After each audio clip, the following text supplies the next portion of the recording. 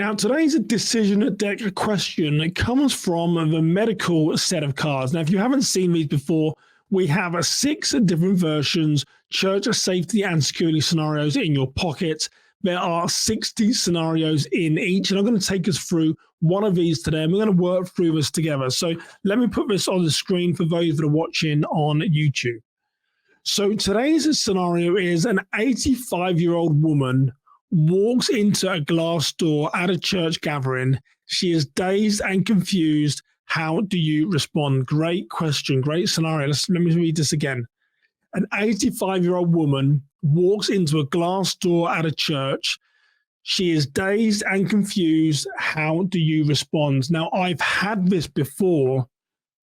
I was actually conducting a security risk assessment at a church on Sunday when an elderly man did this very thing. Now, what was interesting here is that after he hit into the glass window, or the door that was glass, I should say, he was dazed, he was confused, he picked himself up, and he said he was okay. And the church responded and said, that's fine, let's sit you down, let's get you some water, make sure you're okay. And I had to interject and say, because of his age and because he's just fallen, we need to call an ambulance. And they said, but he's saying that he's okay, Simon. I get that he's saying that, but he's an elderly man. He just walked into a glass window. We need to make sure that a medical practitioner says that he's okay, because if he leaves here today, and it sounds terrible to say it, but if he leaves here today and he's got a blood clot, a brain hemorrhage, whatever it is, and we haven't taken the appropriate action, it won't look very good on your faith community. So I had to educate them in the moment, and that happened live while I was conducting a security risk assessment. So when I read cards like this with the elderly, no matter what it is, often now people will say, I don't need an ambulance, I'm fine. I would always say, call an ambulance no matter what their response, get them checked out to make sure they're okay. Couple of reasons. One, that's the right thing to do because they could have an injury that they can't see. And second, it's going to really help mitigate some of your risk and liability should, heaven forbid, that person go home and never wake up. And when they ask themselves, well, what happened? They walked into a glass door and caused the injury, which resulted in their death. Doesn't look very good in a lawsuit. So call an ambulance no matter what their response.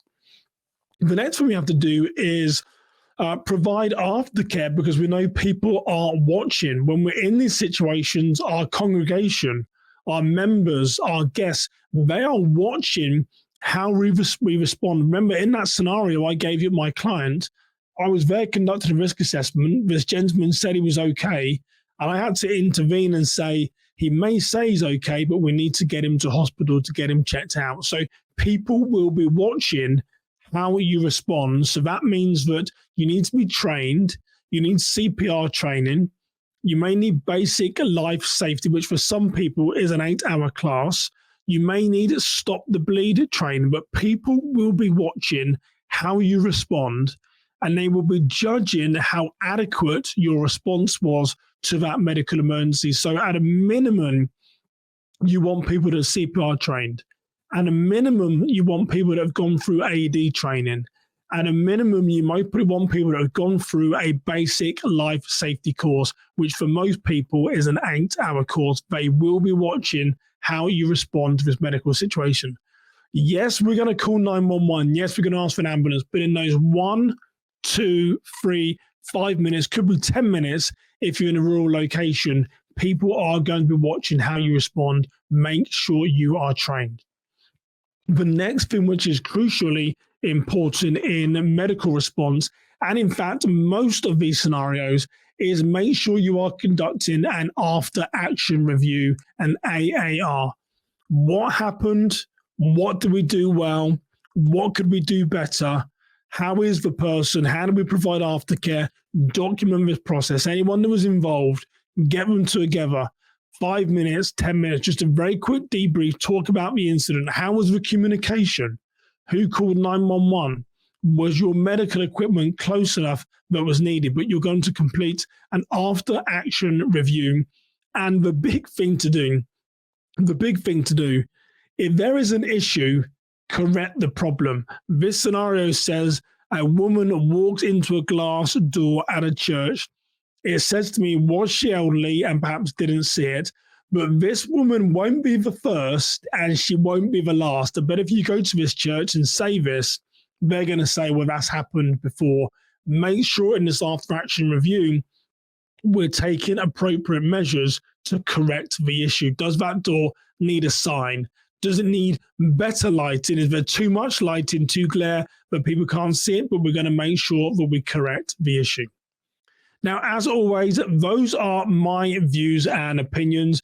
There is often no right way or wrong way, but you have to make a decision based on the information that is in front of you. So, as always, I love your views and opinions. Has that happened to you at your church? I'm assuming someone out there like me has seen this happen before, where someone's walked into a glass door. How did you resolve it? Did you complete an after-action review?